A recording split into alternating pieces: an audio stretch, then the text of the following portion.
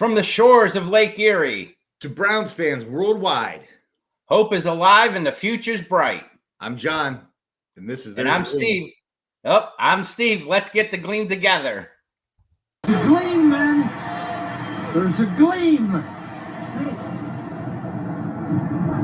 Let's get the Gleam. All right, let's go.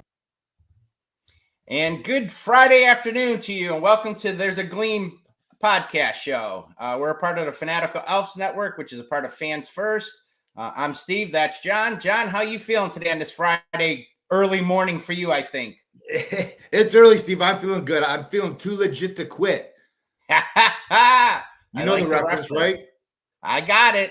I got it loud and clear. I don't know if the younger people did. Yeah, exactly. But yeah, too legit to quit, feeling good. How about you, Steve? Well, it's Friday. So if we would have done this Wednesday or earlier, I'd be like, once again, I'm miserable. As always, after a loss, I'm always miserable. But it's Friday. I'm feeling a little bit more optimistic. The weekend's here. You know, 7 short hours. It'll be work done and enjoy the weekend and get ready for Sunday. So overall, I'm actually doing pretty good today. Weather's pretty decent. Looks like low 50s this week here in the Cleveland area. So that's a positive. That is good. They say Thanksgiving's supposed to get colder, I guess. Some temps rolling in. Absolutely. So, but no, it's all good. Excited to do this show. A lot to talk about. Oh my gosh, dude. We got so much. So we're going to try and get this going here. We're going to jump right into it. We're going to have you do your recap, last week's recap here. Yeah. So let me grab my notes from the game last week. Yeah, went to the Ravens game last week. They beat the Browns 23-16. Yep. The offense came out flat, managing almost nothing early and forcing the defense to survive way too many short rests. Dillon Gabriel, Steve, I don't know. What did you think of his first half performance last week? Yeah, I mean, it's pretty much what we've seen for the most part. My question to you is, when did he get concussed? That's a great question. I saw some people online asking the same thing, and because I guess right before halftime he was in there. Yeah, so I don't know when it happened. Well, it was weird because went to half, nothing. There's no nothing showed anything, and I wasn't at the game. I had to miss this week, so nothing on TV indicated he was hurt or anything. And then all of a sudden, halftime comes and they go to start second half and they show Sanders on the sidelines kind of throwing the ball. And that's when they said about Dillon. I was like, what? And I'm like, okay, Browns Twitter's and social media in general is about to explode here as well. And you could probably talk firsthand. How was that stadium when I think people realized he was going to go in? So a couple things about being at the game. I know you couldn't make it. Your knee has been bothering you. Yeah. So hopefully that gets better. But yeah, so at the game, first of all, Dillon Gabriel got booed several times. Yeah, you can hear that on TV too. You could hear it, really. Yeah. So I wasn't too thrilled with that. I mean, the kid's out there trying, and let's be honest, what's he really got to work with? Not a whole heck of a lot. Right. And I just feel that, some of the fans there were, you don't need to boo our kid. I want both of these guys to succeed. Yeah. Secondly, when second half started and it was evident that Shedeur was coming into the game on the sideline and walking onto the field, the place was electric, absolutely electric. I don't think I've felt that since Baker Mayfield entered that game. Steve, remember that? The Thursday night game? Yeah. Against the New York Jets? Yeah. His first appearance? Yep. Epic comeback win there. Yeah. Now, Sanders' game didn't go as well as Baker's went when Baker came in the game. He took him down for a couple scores and won the game. But I thought that there were some things that I liked that I saw from Sanders, and there were things that I didn't like, and I'm sure we'll probably talk about that a little bit more going forward in the show. But yeah, he did some nice things. I think he drove the ball down the field. It's something we hadn't seen from Gabriel. Well, yeah, and that's one thing. The ironic thing I thought was, and speaking about Sanders, the stats were what they were. 416, like 47 yards. Mm-hmm. He had the interception, and we all know he had like the lowest quarterback rate, 13.5 or whatever it was. But I thought the interest there, like you said, there are a couple things I liked. He did go downfield. He completed a 25-yard pass, and the ironic thing was in that same game, Dylan Gabriel completed his longest pass of the season, which was 26 yards. So, he definitely goes down the field, which I think a lot of us have been clamoring for with Gabriel. Like, why, everything's short. You can't run everything. So that was good to see. That one pass he threw in the end zone, man, I thought that was a touchdown. First, they showed the one to Laverdan. Yeah. And at the surface, I was like, what happened? Give the defender credit. He got his hand in there to knock that ball away. But I mean, that ball was pretty much right where it needed to be. And to me, Steve, that's an indictment on the front office for not getting the receivers in here, because a good receiver makes that catch. True. But point taken, I heard, which makes total sense, is, I'm not a conspiracy theorist guy. Well, yes, I am, but not, not in this case. But I don't think Stefanski and these guys have it out for Sanders. I always thought that was ludicrous. I think you've heard more players, former quarterbacks, even Josh McCown from here. I think Brian Hoyer said the same thing. You're backup. You don't get first team reps. Nobody ever does. This isn't anything new. It's not like, wow, they screwed this kid. So what somebody said was interesting. Not having any reps with those guys, Judy and all the Right. Tillman and them. It's kind of like what Baker did when Baker was here. He kind of relied on those other receivers. I mean, Hollywood Higgins wouldn't have existed without Baker. That was his boy for a while, remember? Until he got that repertoire with Landry, and he never had it with OBJ, but so it made sense that he went to, somebody like him in that situation. But right.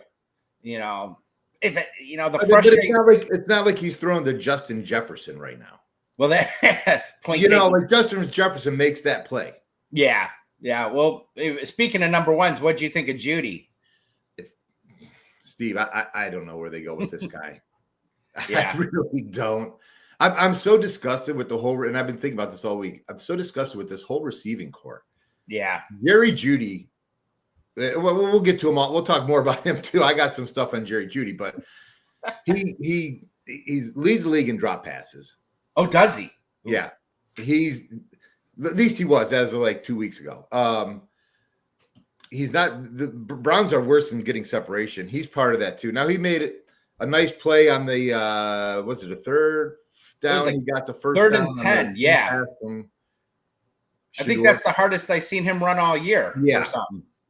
That was his one and only good play, really. But yeah. And let me say something else, because I've been waiting to get this off my chest since Sunday. Isaiah Bond. Why is Isaiah Bond even on this team? So we saw a couple weeks ago, he got hit in the helmet with the pass because his head wasn't turned around. Mm-hmm. I've seen Brian Baldinger online break down some of the plays where he's not looking for the ball. And then last week, he catches a pass near the sideline, heading down the sideline. There's a defender right at the first down marker. He's 2 yards from the first down marker, and he steps out of bounds. Yeah. Where's the grit? Run just forward lack for that of first down. Like, what are you doing? I don't understand why this guy's even getting a look right now. Is that lack of experience? It's lack of wanting to play football. He doesn't want to get hit. I think he doesn't even know where he's at on the field half the time, it seems like. I don't know. Luke Floria is back in the practice squad. I really hope they bring up Luke Floria this week. I don't think they will, but I think like you were talking about earlier, a connection. Ayana. Shedeur had a nice connection with Luke Floria in the preseason. Yeah. Oh, did you say he was? He's on the practice squad right now. Him and Caden Davis. Yeah, that one I heard. Yeah. Well, we're getting ahead of ourselves, but stop me if you heard this before. I gotta admit, I had major FOMO again this past week. The first half, Uh, Like, this is going to be another one of those games where I didn't go for one reason or another, and it's like the greatest game ever. What is that? Fever Pitch with Yeah. Jimmy Fallon. You missed the greatest game ever with the Red Sox coming back against the. I'm like, are you kidding me? I mean, we both said that we both picked the Ravens to win this game. We thought it was going to be kind of a blowout, and but stop me if you've heard this before. Browns are winning the first half, and the Browns kind of dominated that game. I thought so too.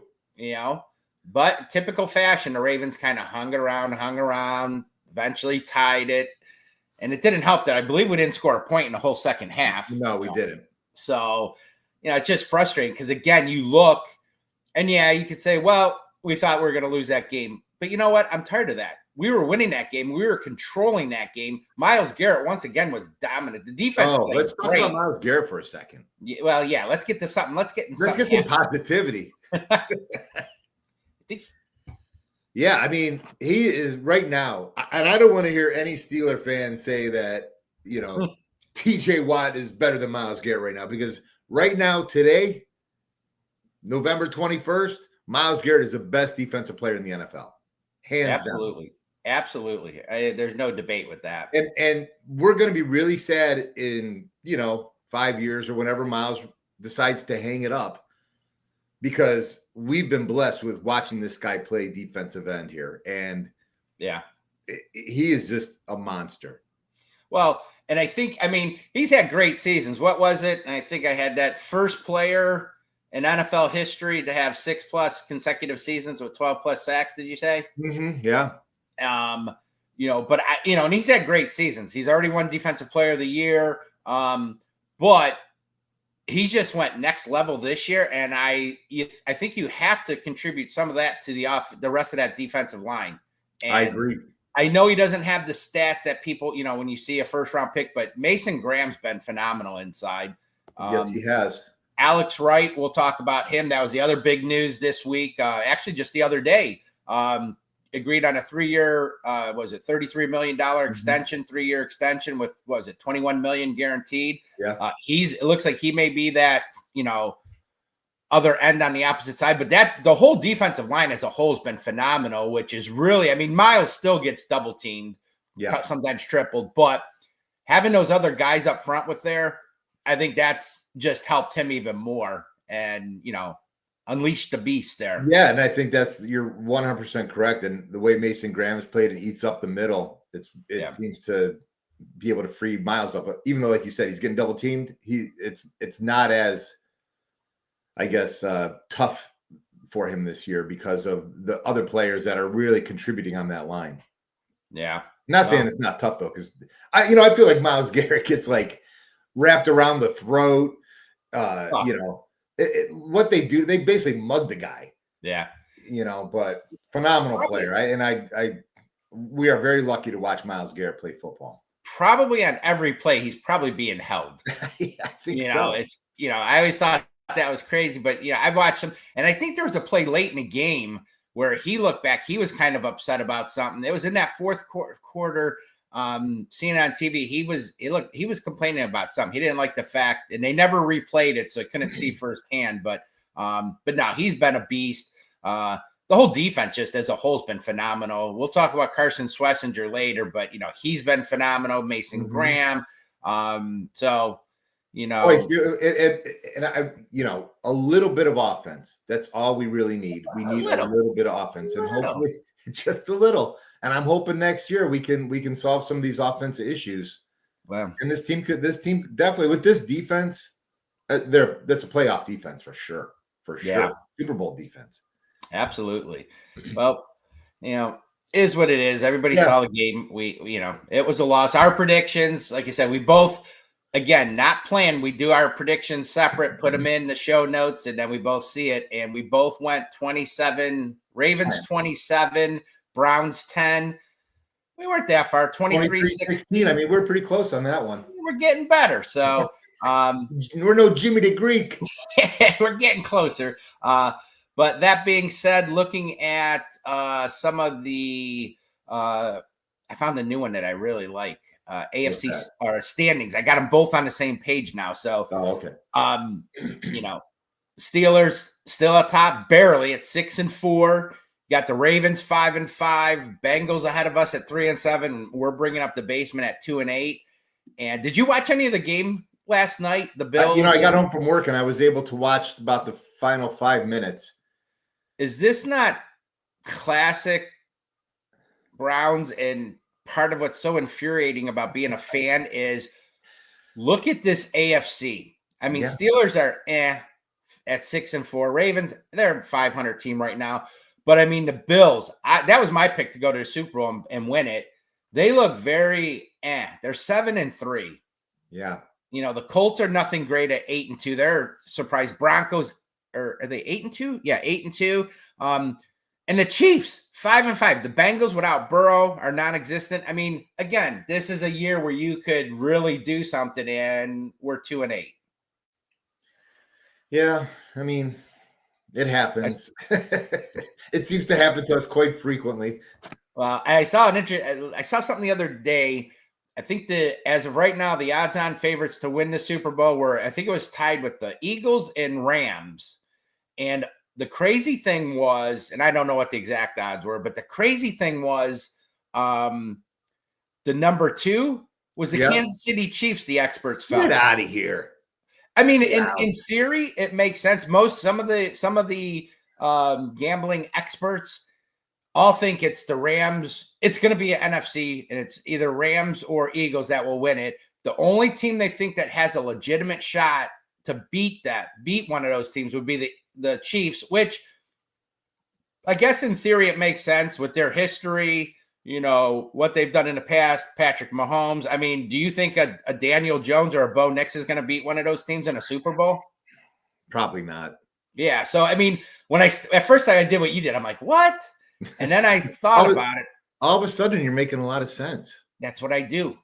I have my moments. My wife would probably beg to differ, but I have my moments. But no, I thought the same thing. I'm like, this is what the idiots. And then I'm like, no, logically, if I put any other AFC team, I would have said the Bills, but after watching them, I'm like, I don't know if they're really that good. So I still am going to bet on the Bills. But the Patriots, I mean, the 3 division winners are leaders. Well, 4, Steelers, Patriots, Colts, and Broncos. Seeing the Rams and Eagles, I don't think any one of them really could beat them. I don't either. I mean, I guess you could say Ravens, if they make it, you got Lamar Jackson, they've got a chance. I'm not going to say 0, but a chance. But I don't think they'll beat them. So I don't see it. And Lamar doesn't seem to be playing that great either this year. No, being hurt didn't help. I know our buddy KB, he's a huge Bucs fan. I'm excited to see the Browns play, of course, but I'm excited to see there's a great Sunday night game. Oh, it is. There was Rams-Buccaneers. Rams-Buccaneers, that's going to be a good one. Yeah, so anyway, looking at the standings, it is what it is. Yeah. Coulda, woulda, shoulda. Yeah. One day, Johnny, one day. Well, that's why we do this.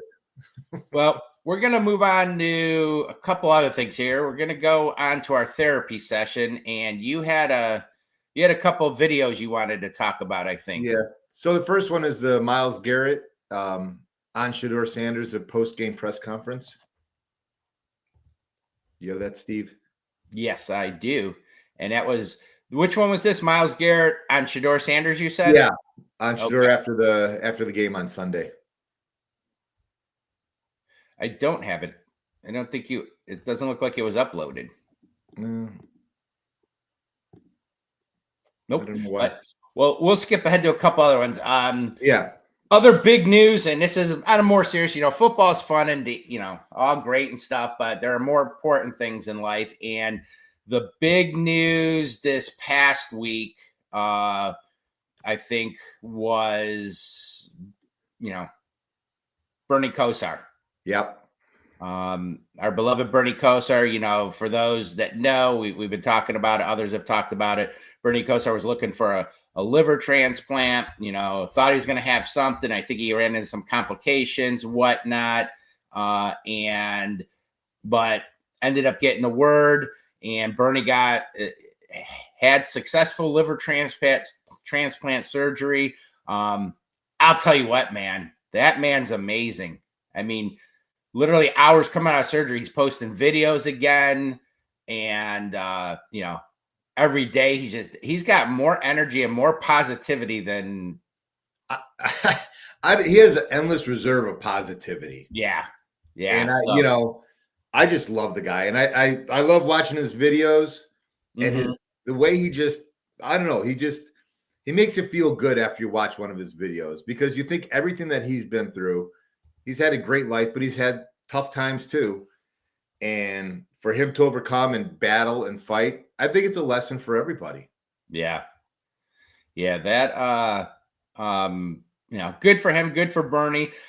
Amazing story. On the flip side of that, this one will tug at your heart.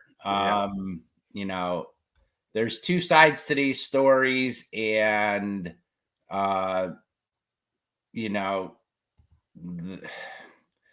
this one, like I said, was really tough for those that know or don't know. There was a young man, his name was Bryce Dunlap, 21-year-old from North Olmsted. Unfortunately, he had a situation where had some type of medical issue. I believe it was basically passed away unexpectedly from complications from an anorexic brain injury. Anoxic. Yeah, basically, we put no oxygen to the brain, and that it could be a lot of things. It could be choking, Yeah. like that. Yeah. And, unfortunately, this young man, passed away, gave up. It's an incredible story.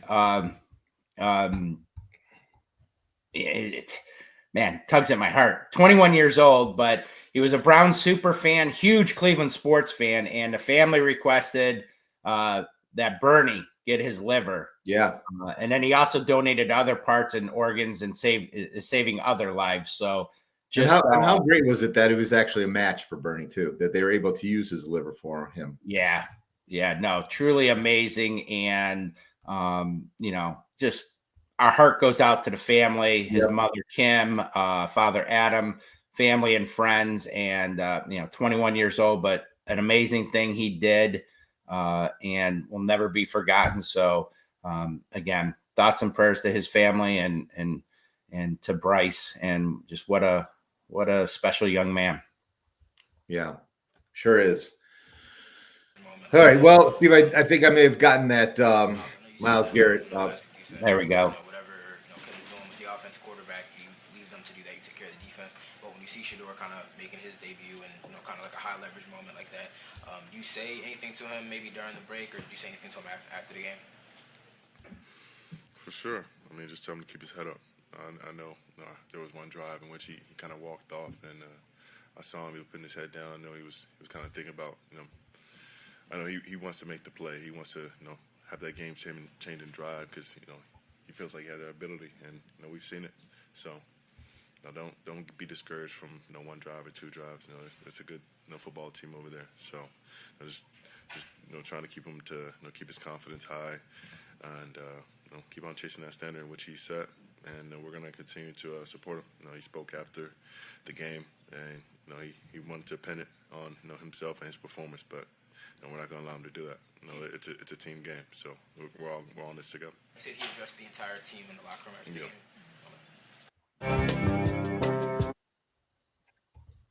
Yeah, so Myles Garrett, I liked what Myles Garrett had to say about Shedeur. Tell him to keep his head up. They're not going to judge him on just a couple drives. And I don't know how the players feel about it. I've heard stuff from Garrett. I think Garrett Bush on the Cleveland. He has his own show. He's got a Cleveland sports show also. He was saying that I guess some of the players were texting him earlier that they wanted Shedeur. I don't know if that's true, but I don't doubt what Garrett Bush has to say either. The guy knows, he's well connected. Yeah. So I think they're pulling for Shedeur. I do. You know what? He's a very likable kid. I love what he's been saying. Take away all the other stuff that people talk about. I think in general he said the right things. I did see something that was really funny. Batonio, he was talking about him being in the game and stuff, and you could see kind of his excitement and whatever. And he was like, "Yeah, that's good, but calm down. You got to call the next play here, you know." And what the best one was, he was saying something about, you need to get to control the crowd, get them to quiet down, this and that, because I could hear the cheers. And he looks over and Sanders has his hands up. He's like, no, quiet him down. Don't get him more riled up. And, so, I'm we'll talk about it coming up. I'm really excited to see what the kid, he's getting his chance, and we'll see. So yeah. The other one I wanted, what's that? I'm sorry. Do you have something else you want to add to that? Not with Miles, but the other last thing I wanted to bring up with the therapy session, I know we've talked about him before, is Carson Schlesinger. Yes. I think I heard he was the first one since Denzel Ward to win NFL Defensive Rookie of the Week. Mm-hmm. And rightly so. 10 tackles, 2 tackles for loss, and INT. I mean, we say his name constantly. He's just always making plays all over the place. I just heard last night,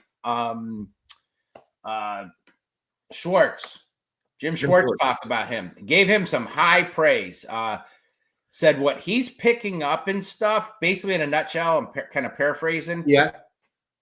He said, Ray Lewis, he coached Ray Lewis early on in his career, and, in his opinion, maybe the best defensive player. I can't remember if he said he's ever coached or just best defensive player.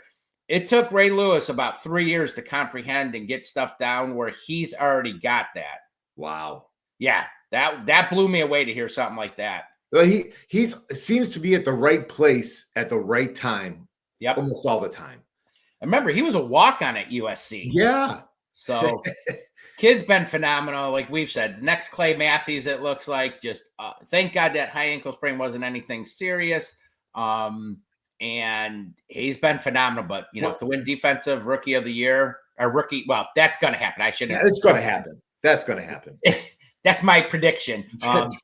Rookie of the Week, good for him, well deserved. And that play that he ran down Lamar Jackson, mm-hmm. when Lamar sprinted out to his right, was just a phenomenal defensive play by Messenger. Absolutely. Mary Kay would say absolutely. Absolutely.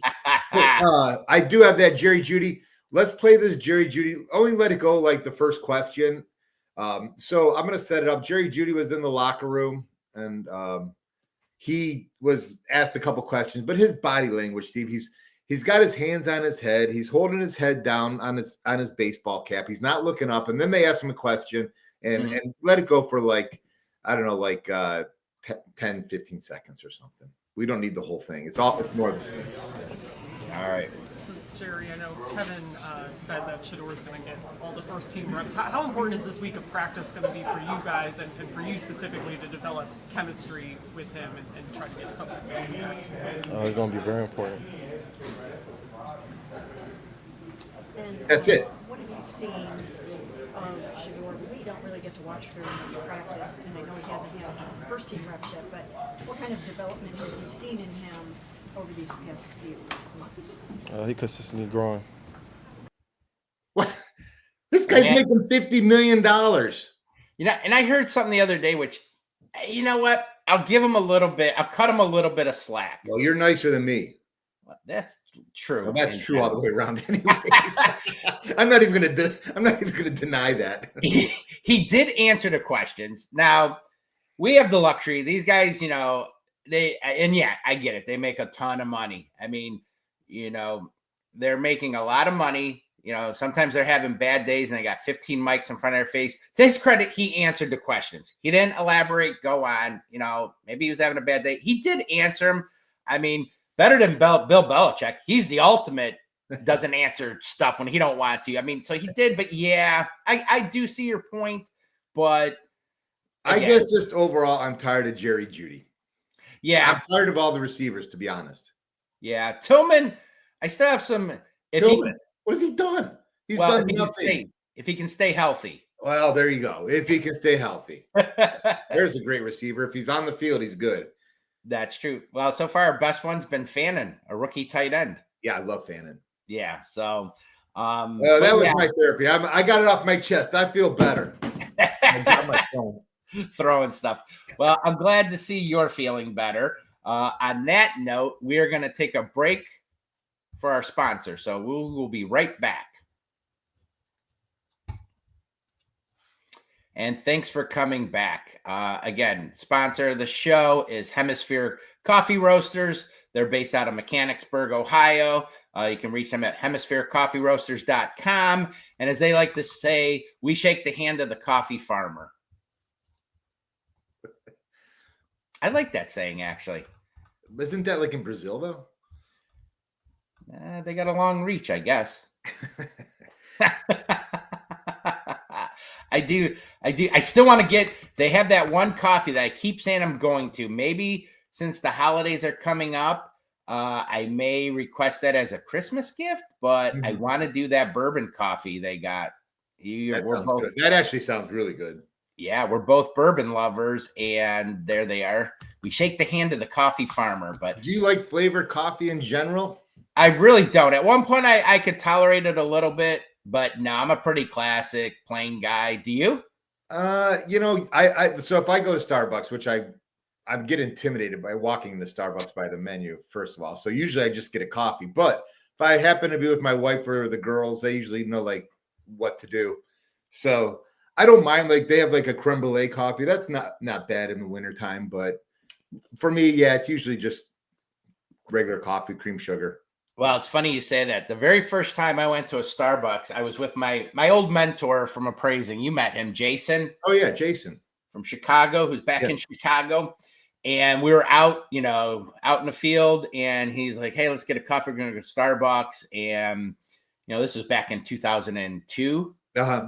I had never been there. I'm like, cool. Coffee sounds good. At that time I was doing coffee with cream and sugar. We go in, I look at that board, and like what you said, full-blown panic. I'm sweating. I'm like, oh my God. I'm like, where is coffee with cream and sugar? I didn't recognize a number. I didn't recognize one thing on there. I'm looking, the line's getting shorter. I'm starting to freak out, even more panic. I literally could feel my heart racing. And I'm like, oh my God. I'm like, Jay, you go. I'm still trying to figure it out. You're reading tall, venti, and whatever else instead of small, medium, large. Like, what's going on? Well, to this day, I don't know what he ordered. The only thing I caught in his long description was caramel. And I like caramel. I'm like, you know what? That sounds really good. I'll do the same. Totally panicked, but thank God it actually wasn't bad. Like I said, I like caramel. Did you ever see that skit with, who's the kid? You saw Meet the Fockers? Yeah. Ben Stiller. Yeah. Was it Ben Stiller or? No. It was Paul Rudd. Remember Paul Rudd? Okay. He's played in a bunch of movies, been on Friends, Ant-Man, whatever. Paul Rudd. Did you ever see that little video he does of he's at a Starbucks and he's like, a large, I think he orders like a large coffee and they're like, do you mean, what is it? Venti? He's like, no, large. And he's like, venti means 20. And, you're stupid in 3 languages or something. Did you ever see that little? I never saw that. We got to pull that up and just play it. That is one of the funniest things, but I've ever seen with coffee. But yeah, anyway, there you go. Hemisphere Coffee. If you haven't tried them, give them a shout out. Good local company, support local. Great. They've got a huge selection if you go online. So there you go. Good. We'll have to get some. Well, let's go and let's look ahead to this Sunday in the matchup. The Raiders. Dun, dun, dun, dun. All I hear is like Alan Faneca, the cold winds of autumn. NFL film. Dun, dun, dun, dun, dun, is his name Alan Faneca that did the NFL films? No, I thought it was Steve Carroll, wasn't it? Or Steve Sable? He did. Yeah, he like ran it. His dad started. He ran it, but who was the announcer that did that? Autumn winds is a Raider. I forget who that guy's name is. Anyways, look that up while I'm talking. Yeah, so we're going out to Las Vegas this week to play the Raiders. You were right. It's Alan Faneca? John Facenda, voice of God. Yep. The autumn wind is a Raider. So Scher's getting his first start. So let's talk about that because I'm excited. He's got a full week of practice with the first team, which that was a big controversy. Like you said earlier, he didn't get the starts or the reps in practice. You can't blame Stefanski for that. He's trying to get Gabriel ready. Yep. So Shedur's got his whole week of practice. Steve, what are you looking for in Shedur? What do you see that he needs to do to win this game? Complete more passes.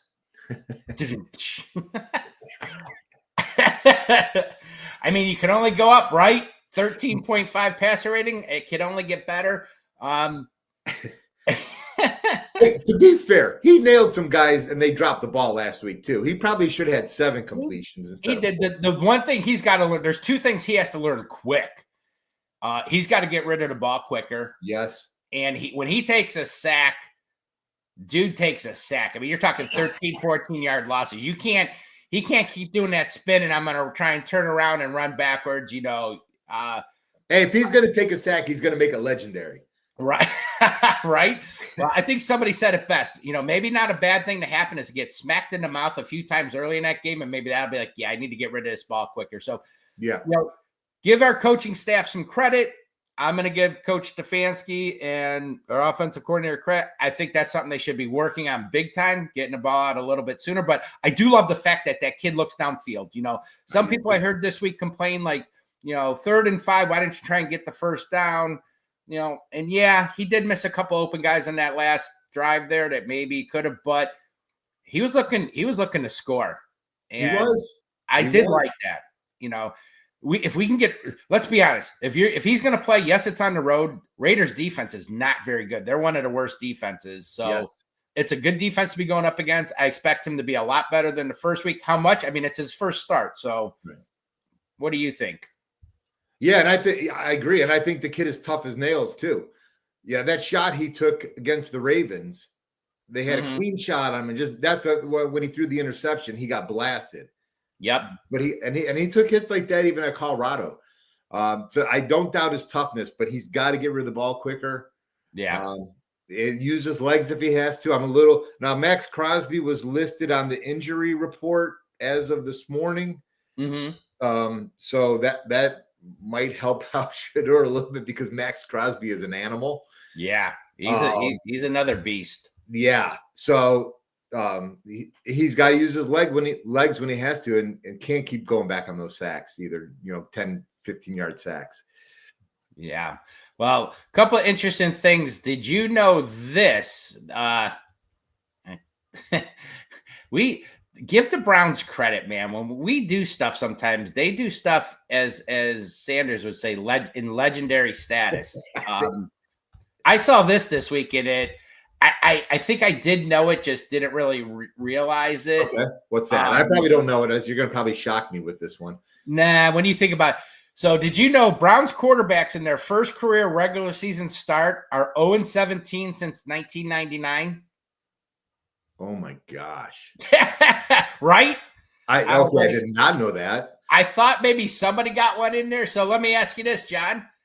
Is Shedeur, does he break that streak finally and go 1-17, or is it we going to see an 0-18? I went so back and forth on this. I don't know what's going to happen. So gut feeling, we're probably not going to win. Okay. But I really, really want to.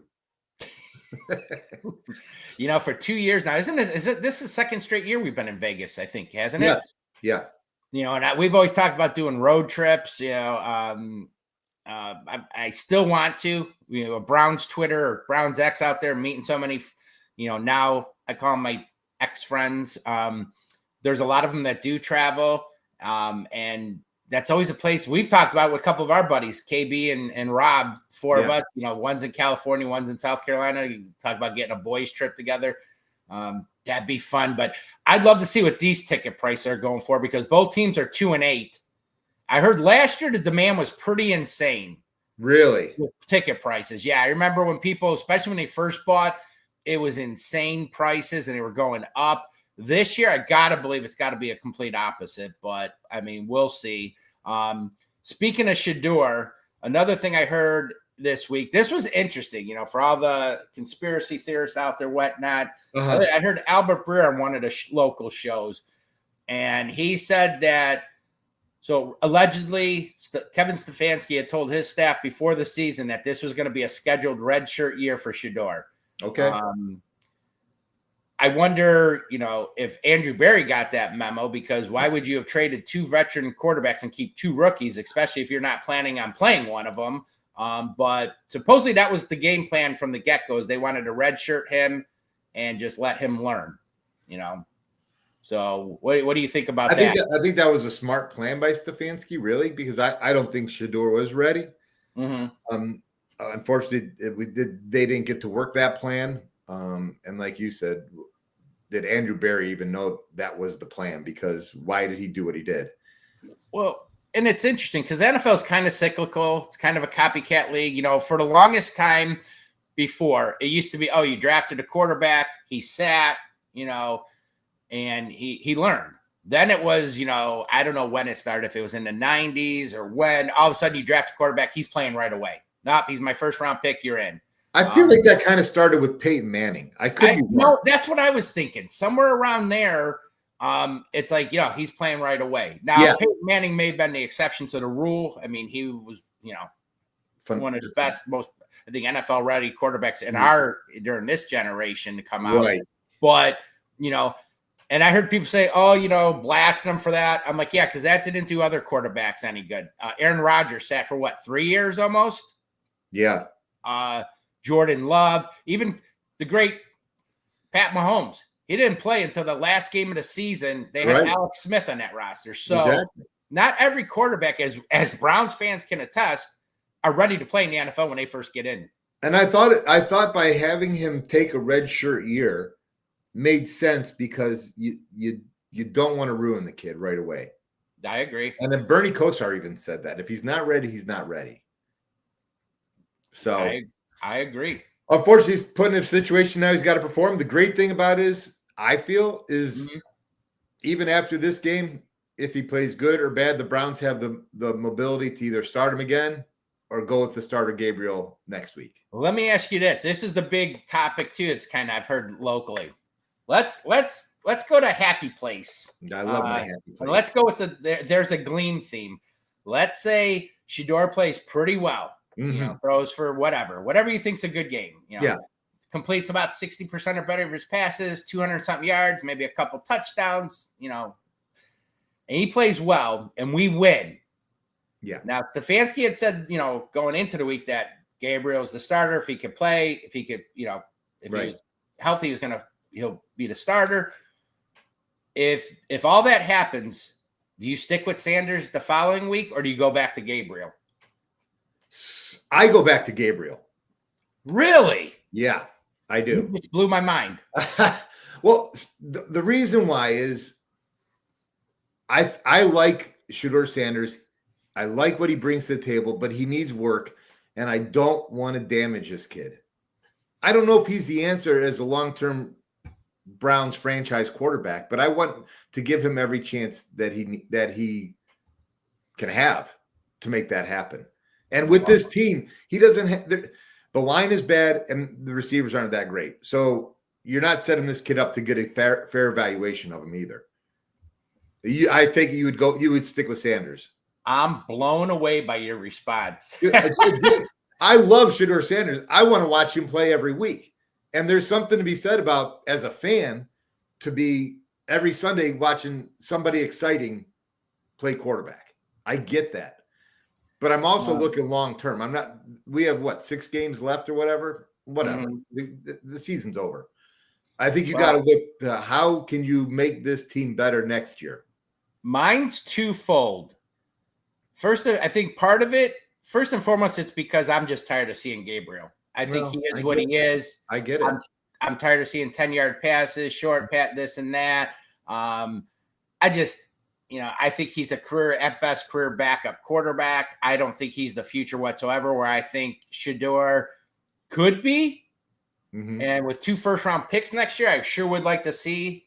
I think either way, unless he lights it up like crazy these next however many games, you very well could be going quarterback. But I mean, just looking at the schedule, I pulled that up here. You play the Raiders. If he wins this game and looks good, Yes. you come home to the 49ers. Okay, that's a tougher game there. 49ers are respectable. Right. They're It's at battle. home. It's at home. Yep. And then you follow that with the Tennessee Titans, who right now are the worst team in football, at home. The Bears, I know you're going. They're surprisingly they're a better team, but they're nothing phenomenal. Buffalo's a different story, but who knows where they're going to be? I mean, they seem to be struggling a little. Pittsburgh and then the Bengals. I mean, what, 2 games? It's a San Fran and Buffalo. Okay, you're going against 2 better teams, but I mean, I want to see him play against good competition too. I don't know. If he plays good, I think you ride him out, and you want to see both quarterbacks, I say stick with them. I hate when you make these arguments because then you start to sway me, but I still feel that stay the course. The Browns never stay the course. They always get thrown off track by something. Stay the course. Continue to make it his red shirt year for him. Well, what'll be interesting is if he plays bad, do they stick with him again, or do they say, No, if he plays bad, that's okay, because the plan wasn't to play him anyways. Well, that is true. We'll see. I mean, it'll be an interesting situation. I think Browns fans will lose their mind if he plays well and they say we're going back to Dylan. That was the plan. I think you're going to have a mutiny. People are gonna go nuts. Riots in the streets, fires being set downtown. And I'll be just sitting there going, just stick the course, stay the course. Yeah. You know what? Speaking of Sanders, this just popped in my head. For the most part, Deion's been pretty quiet, Sanders. Yeah. You really haven't heard it, because that was the big worry. Oh, you're going to have this circus come to town. Shador's been, I think, a very model player. He's done a lot of good things behind the scene that doesn't get talked about enough. I've seen him after the fact hear about him at different things, giving away things, and just seems like he's doing the right things. And, of course, there was the whole incident of his house getting robbed while he was playing. But Deion did kind of piss me off this week. And I don't know. What do you make of this? And I wish – what's that? What did he say? Well, they asked him, somebody asked him, are you going to go to the game? To watch his start in Las Vegas. And he's like, I don't know. In one regard, he said the right thing. I don't know. There are other things I'm preparing for. But he made something about the comment about, I know what he's been going through. I know behind the scenes what he's, it was very did you hear that? He's not being treated well or something, or the struggle that he's going through or something. For the average person, you hear it, it's like, oh, Deion knows. See, the Browns are doing something, and despite all that, he finally got his chance because there's been stuff. And I was like, really? What the hell do you mean with that? And now I'm surprised I haven't heard more people talk about it, to be honest. But yeah, that just for most part, he's been pretty good. But anyway, enough about that. I think we're all excited. Yeah. Who you had an interesting little nugget about last Browns quarterback to debut against the Raiders. Yeah, that was Baker Mayfield. Made his debut, the starting debut. They lost 45-42. I remember that game. Wasn't that the game where Nick Chubb went nuts? Yeah. And I believe this is a little weird fact that a bunch of old timers like us might relate to. I believe that was the last game that I watched that there was a baseball infield on the football field. It was. Yep. Which I absolutely, as a kid, I loved the games when there was a baseball field on the football field. I don't know why. I thought it was awesome. Dirt and all, it was cool. So anyways. That was old Municipal Stadium until 99. Yeah, they used to do that, have the field down, and boy, that old Municipal Stadium grass would get so torn up. Yep.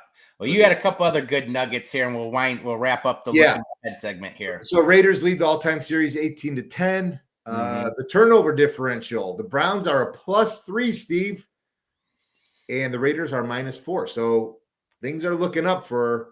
Are you throwing down some money on one of your apps? FanDuel? No, I've been losing too much money lately. I don't bet on the Browns either. No. And let's see, team defense. The Browns rank 2nd, and the Raiders rank 17th. The team offense, the Browns rank 31st, and the Raiders rank 30th. So 2 offenses that are struggling.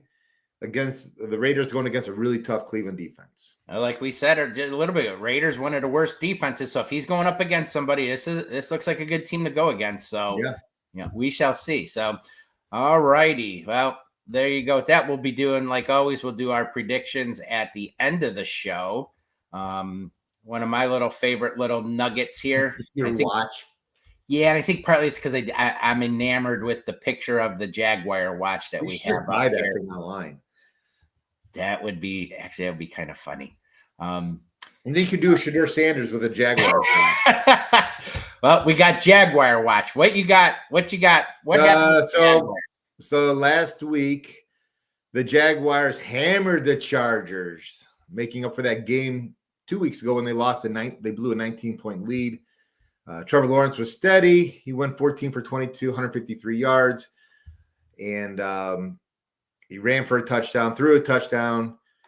Etienne and Bashul Tuten both had big days. Mm-hmm. And so the final score is 35-6.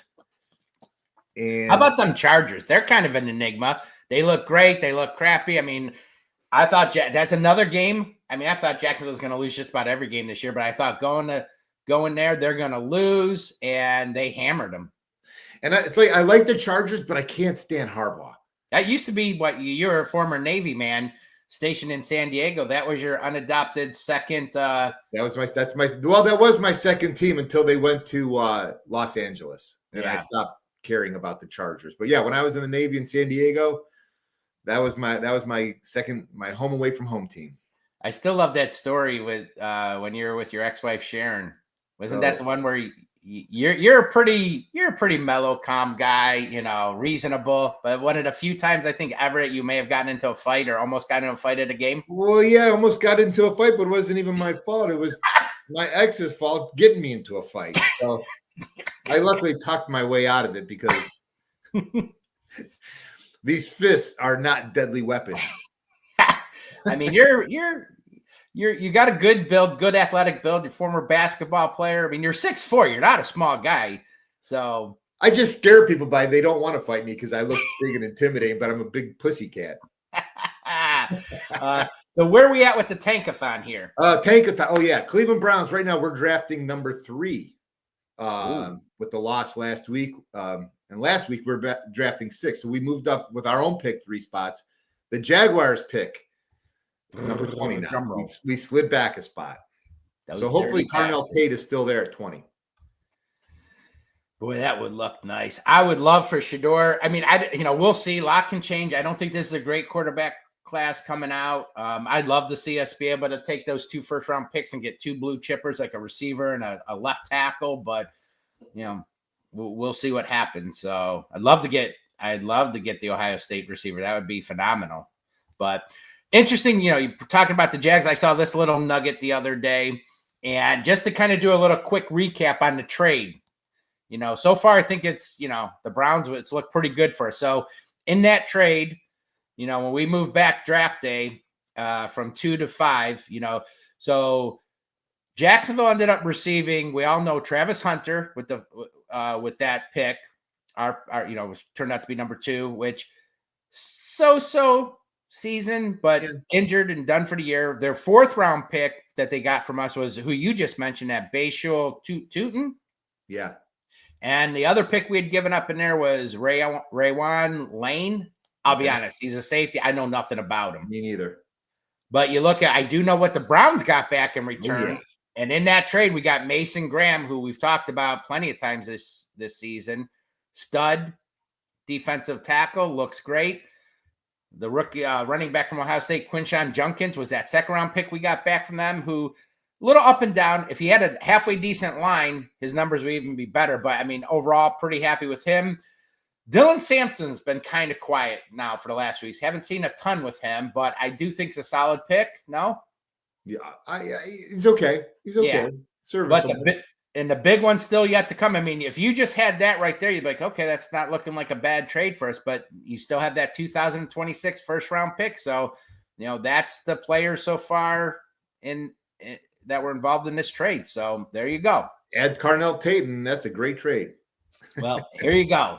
On to our other favorite segment, The Land. Yeah. This one was This one was all you. I don't have a picture of the place, but go ahead and take this one away, John. Oh, okay. Well, yeah. Alley Cat Oyster Bar down in the Flats, 1056 Old River Road. I've been there several times. Probably one of my favorite places in Cleveland. I've got a couple, but Alley Cat for me. Now this time of year, you can't sit out on the patio unless you're really crazy. But they've got great oysters. Now, do you like oysters, Steve? I gotta try it. I tried them a long time ago, and I think it was a texture thing. But as I find out as I'm getting older, there's things I like now that I didn't before. But so no, right now, but I'm willing to try them maybe one more time. Yeah, I had to. So I've always loved the presentation of oysters. Okay, on the ice with the lemon, and so I made myself like oysters. I ate oysters till I liked them. You make yourself like oysters? I made myself like oysters. There's some oysters right there. I just kept eating them. At first, I was the same way, but I'm like, I like these. I just love the way they look. I'm gonna keep eating them till I like them, and now I like them. So, the oysters. Lesson we learned, kids: if you don't like something, parents feed that kid that food until they like it. That's right. They'll learn to like it. That's hilarious. So one of my favorite restaurants in Cleveland for oysters. I've never been there. Yeah, it's a great place. Great drinks too. I'm actually, when it comes to drinks, like, especially in the afternoon, I don't like really drink unless it's a Browns game. But if I'm going out, I don't want to drink. But they have really good mocktails at Alley Cat. Yeah. So I like to get a good mocktail. What was the other dish you got? That's a poke bowl, salmon tuna poke bowl. You like that? Yeah, those are good too. Cold, refreshing. I got to admit, salmon, I know it's so good for you. I have not acquired that taste. It started off, I couldn't eat it at all. I'm like, nope. And I like fish in general. There's a lot of fish I do like. And then I finally got to the point where I'm like, you know what? My wife and I, we had it again, and I got through most of it. But then the taste after a while, I'm like, this taste is good. I can't eat no more. Can't do it. I wish, because I know it's so healthy for you. And I do try to mix in some fish with my diet. I wish I could enjoy it more, but I've never tried a poke bowl, and that's what, a Hawaiian thing, right? I think so. Maybe Hawaiian, out somewhere out that way. Hawaiian. We'll call it that. I do want to try one of those. They do look appealing. Yeah, they're good. They're refreshing, light. A great place to go for a light meal. And they do it. And I know I did say that, I like the mocktails, but they actually have really good martinis there too. There you go. Well, shout out to Alley Cat. Yep, Alley Cat down in the Flats. Check them out. There you go. And if you want to be a sponsor, feel free to call us. Good deal. One quick story talking about, the oysters and stuff. You've been to Pier W in Lakewood before. Yeah. I actually, fun fact, I worked there when I was, would have been about 19, 20, somewhere around there. When I was going to Cleveland State, it was one of my jobs. I was a busboy and a valet. People pull up in these fancy cars. I got to go drive them around in the parking lot. I'm like, this is pretty cool. As a kid, that was my glory days. I'd make cash daily. I'd open up my dresser drawer and we'd go out, whether I was with you or Sprankle or somebody, I'd grab a wad of cash out of my dresser, go out for the day. We'd go play basketball, do different things. We'd go get food. But I took my wife there. It's been a few years now, but we went there for dinner one time, and it's a very nice restaurant. The ambiance, the view of downtown, amazing. The food's amazing. It's pricey, it's a little higher end, but there's this young couple. What's that? White tablecloth restaurant. Yeah.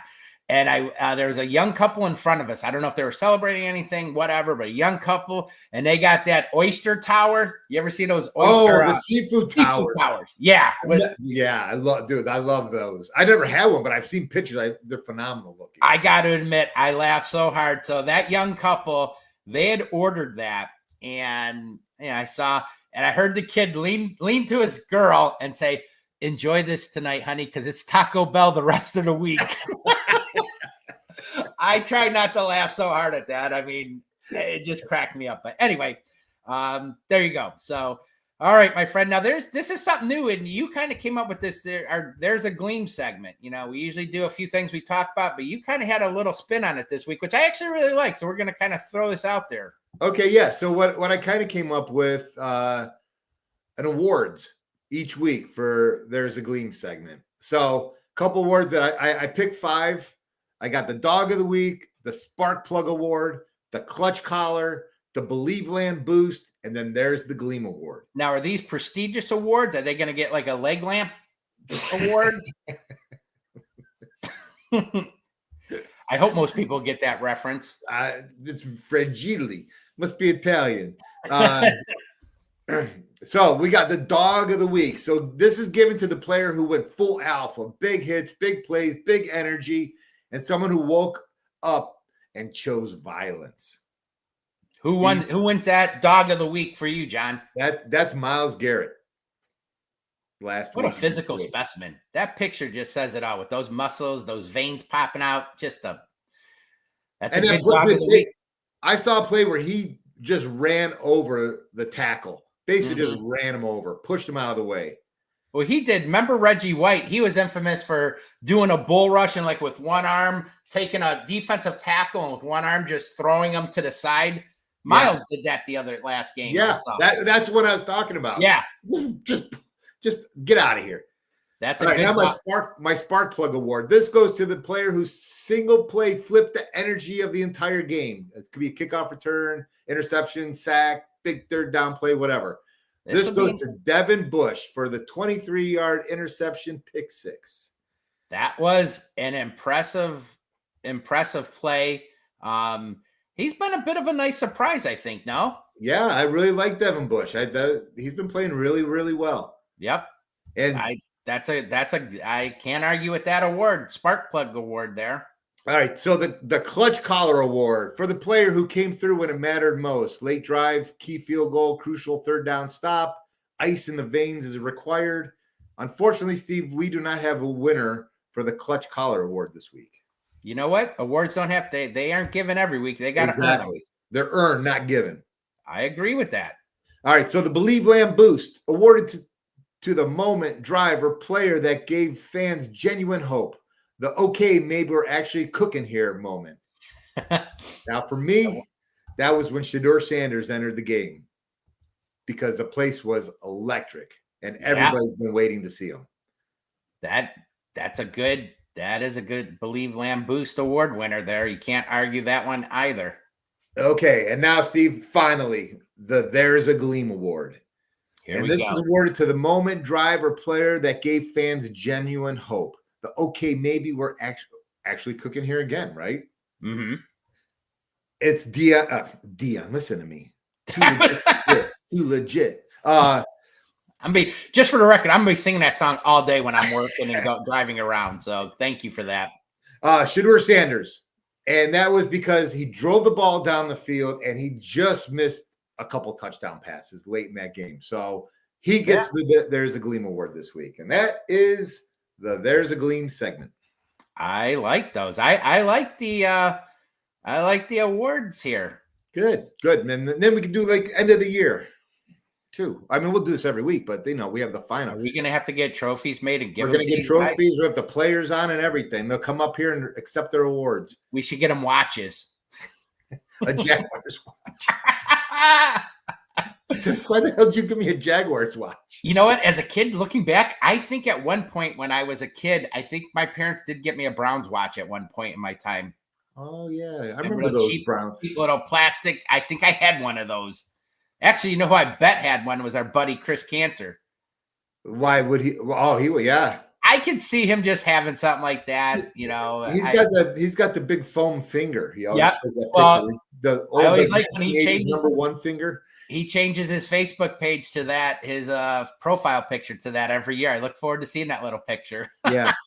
So there you go. I like that. Well, wrapping things up here, we have our closing comments and our predictions for the week. So you had kind of said something earlier, which I thought was interesting about not feeling a win this week. So I'm going to let you lead off this time. Yeah, I was not feeling a win, but my prediction, I've got the Browns winning 31-6. I'm all over the board, Steve. I'm all over the board. Lesson to be learned, folks. Whatever he says in the beginning is going to probably be the opposite, because I think that's at least the second, at least 2, if not 3 times that I think you've done that, where one of them, you said some of the nicest things you've ever said about me, that I swayed you and changed your mind for picking, which you were dumb for listening to me because they ended up losing. My heart outweighs my brain most of the time. And who do you got again? I got the Browns 31-6. Whoa, blowout fashion. Yes. Any kind of predictions about how Shador plays? I think Shador's going to play great. And I think we're going to have a major controversy next week. So if this holds true and your bold prediction, are you sitting him the next week then after all this? If they win 31-6 and he plays great, I don't see how you can. but I would. Oh my God, I need help. Oh my God, that is hilarious. Who do you got, Steve? I am gonna go. I'm feeling, because it's Friday and I am feeling ever optimistic. I don't know if it's because my wife and I went to a local winery last night with some friends and got to drink some vino. Or if it's because it's Friday and the weekend's here, but I too, and I know we don't travel well out west, and I'm tired of that bullshit argument. Oh, you gotta travel out west, we never play well. Well, how come I don't ever hear that when the teams from the West Coast come here and, oh, they got to go to the East Coast. They don't. Have you ever heard that argument? No, not much. Not really. No. It's always, oh, you got to go out west. So whatever. I am feeling good about this week. I think the Raiders suck. I think I can't wait to see what Shador does. I mean, I just want to see him play better. He doesn't have to light it up, but play better, take some shots down the field, complete some more passes, get that up. I am feeling this week we're not going to be under 20 points. I don't think. I'm going 24-13 Nice. Browns over the Raiders. And that's I like that score.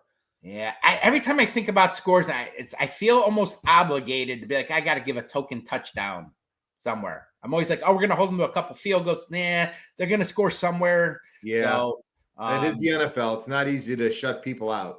No, well, especially with the rules. Want to thank you guys for joining us. A slight change this week. We weren't live on X. I don't know if that's going to change, but you can, we're live on Facebook, YouTube, through the Fanatical Elves pages. Of course, we're live either later that night or the next day on the podcast. But please remember to like, follow, share, subscribe, spread the word. If you're not already following the Fanatical Elves Network, like I said, we are on X, Facebook, YouTube, TikTok. Check out the pages. Again, we have a lot of great shows, not only ours. I think ours is, I'm partial to ours, but a lot of good guys and gals over here doing shows. So check them out. As always, if anybody's looking to sponsor, we're always looking for sponsors. Feel free to reach out to us, and want to thank you guys again for turning into the show. John, good to see you. Final last thoughts. Anywhere you're doing special with the game this week? I don't know, Steve. I'll be talking to you. Maybe we'll do something. I don't know. I'm not sure. So 4:25 or something? So. Yeah. It's either 4 or 4:25. I forget. But yeah, 4 o'clock game.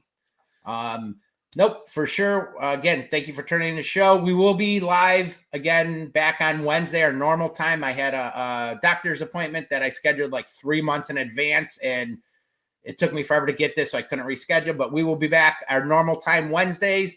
And feel free, if you check out the shows, feel free to leave comments, feedback. Love to hear from you. And go Browns. Go Browns. There we go. Have a good night, everybody. Who's that, Joe Tate? I love it. I love Joe Tate. I love that sign off too. There you go, guys. Have a great weekend, and go Browns. Go Browns.